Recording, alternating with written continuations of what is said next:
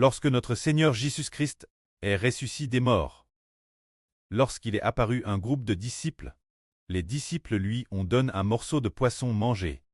Après que le Seigneur Jésus a mangé le poisson, il apparaît aux disciples du mystre de la réception du Saint-Esprit. Le Seigneur a dit ainsi, recevez le Saint-Esprit, pour ça. Ceux qui vous pardonneraient les péchés, ils leur seront pardonnés. Et ceux qui vous les retiendraient, ils leur seront retenus. Le Seigneur Jésus a dit ses disciples qu'ils devaient recevoir le Saint-Esprit avant que le Seigneur ne meure, avant de sacrifier sa vie. Il a rarement dit que les disciples devaient recevoir le Saint-Esprit, mais Jean le Baptiste a dit que le Christ baptiserait du Saint-Esprit. Aujourd'hui, nous disons que l'homme a son propre esprit en lui. S'il ne reçoit pas le Saint-Esprit, il n'appartient pas au Saint-Esprit. En réalité, non seulement nous recevons le Saint-Esprit, mais nous devons aussi recevoir l'Esprit du Seigneur Christ. Quand recevoir le Saint-Esprit et l'Esprit du Seigneur Christ, cette personne est celle qui appartient à Dieu et au Christ. Prenons un exemple, pour faire savoir aux frères et sœurs qui appartient à Dieu et qui ne lui appartient pas. Il y a deux personnes. L'une est un croyant du christianisme. Cette personne est dans le christianisme depuis 20 ans. Elle a toujours assise aux réunions chrétiennes, mais elle n'a pas reçu le Saint-Esprit. Elle n'a pas obtenu le Saint-Esprit, et elle n'a, madame, jamais pensé qu'elle devait absolument recevoir le Saint-Esprit. Cette idée, elle ne l'a pas du tout eue, et elle n'a pas non plus demandé de recevoir absolument le Saint-Esprit.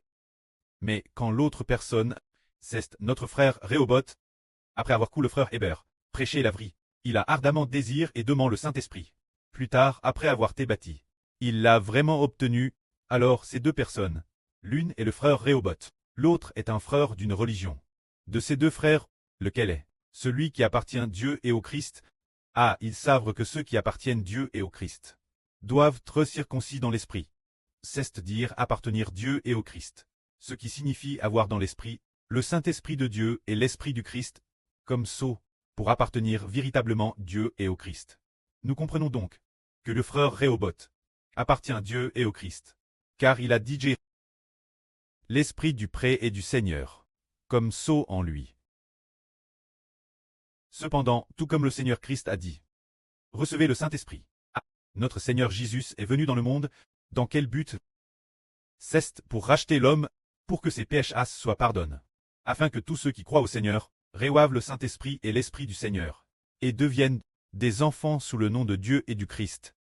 Ce sont ceux qui reçoivent le Saint-Esprit. Qui sont les enfants de Dieu? Ceux qui ne reçoivent pas l'Esprit de Dieu et du Seigneur ne sont pas les enfants de Dieu, ni les enfants du Seigneur. Dans l'Ancien Testament, il est raconté que tous les descendants d'Abraham devaient être circoncis le 8e jour de leur naissance. Quiconque n'était pas circoncis devait être retranché par Dieu. Plus tard, lors de l'alliance d'Israël, il a été exige que tous reçoivent la circoncision. Après cela, il doit se faire circoncire. Seulement après la circoncision, il peut manger l'agneau de la paix. Qu'est-ce que la circoncision? La circoncision signifie couper le prépuce. C'est en coupant le prépuce, comme une marque pour dire « Oh, cet homme a été circoncis, il appartient à Dieu. Il est sous le nom de Dieu. » Car la circoncision sert de signe. La circoncision sur son prépuce, le prépuce a digé Tékou, comme signe. Il appartient digé Dieu. C'était ainsi dans l'Ancien Testament. Mais maintenant, l'Ancien Testament est aboli. La circoncision ou la non-circoncision n'importe plus. Quand l'Ancien Testament, quiconque reçoit le Saint-Esprit et l'Esprit du Seigneur, est circoncis dans son esprit. Tout comme un sceau, il appartient à Dieu Christ. Alors, avec celle de Dieu et la circoncision de l'Esprit du Seigneur Christ, cette personne obtient une vie régneur, permettant l'Esprit en elle de devenir comme l'Esprit de Dieu et du Seigneur. Recevant un esprit nouvellement heureux, cet esprit nouvellement grandit continuellement, grandit sans cesse. Son esprit grandit pour devenir comme le Saint-Esprit de Dieu. Un esprit du madame niveau. L'avenir sa vie grandira. C'est pour cela que le Seigneur Christ est venu dans le monde pour être crucifié, afin que les péchés des hommes soient pardonnés, et qu'ils reçoivent la circoncision du Saint-Esprit, et le sceau de la circoncision de l'Esprit de Christ, permettant aux hommes d'obtenir la vie de Dieu et du Seigneur, faisant d'eux des personnes nées du Saint-Esprit et de l'Esprit du Seigneur. L'avenir après serait ressuscité des morts. Son corps sera comme Dieu et le Seigneur. Mais de son vivant, son esprit commence à grandir progressivement, grandissant pour devenir comme Dieu et le Seigneur Christ, grandissant un esprit exactement identique, que la gloire soit auprès et au Seigneur. Amen.